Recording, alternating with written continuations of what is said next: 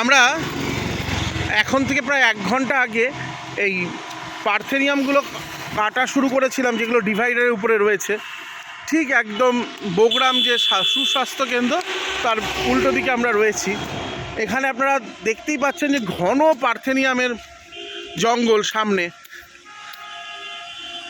আমরা অনেকটা ইতিমধ্যেই পার্থেনিয়াম কেটে ফেলেছি। এরপরে আমাদের বৃক্ষরোপণ শুরু হবে এখানে।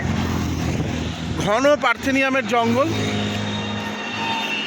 এই দেখুন, এই দিকটা আমরা ইতিমধ্যেই পরিষ্কার করে ফেলেছি। রাস্তার দুই ধারে পার্থেনিয়ামগুলোকে আমরা জড়ো করে রেখেছি, যেগুলো যাওয়ার সময় আমরা পরিষ্কার করে দিয়ে যাব। এই পার্থেনিয়াম আমাদের পরিবেশের কোনো উপকারে লাগে না, পরিবেশের ক্ষতিতেই এই পার্থেনিয়ামকে আমরা দেখতে পাই। তো আপনাদের কাছে বিনীত অনুরোধ, আপনারাও বাড়ির আশেপাশে যেখানেই পার্থেনিয়াম, ভয়ঙ্কর পার্থেনিয়াম দেখতে পাবেন তার নিধন করুন এবং পরিবেশকে বাঁচান। আমরা আমাদের ক্ষুদ্র সামর্থ্য দিয়ে যতটা পারছি এই পার্থেনিয়াম নিধন যে যোগ্যতা আমরা চালিয়ে যাচ্ছি। এটা আমরা প্রতি বছরই করি। এই বছর ইতিমধ্যেই 5ই জুন আমরা পার্থেনিয়াম কেটেছিলাম অনেকটাই ডিস্ট্রিক্ট লাইব্রেরির সামনে।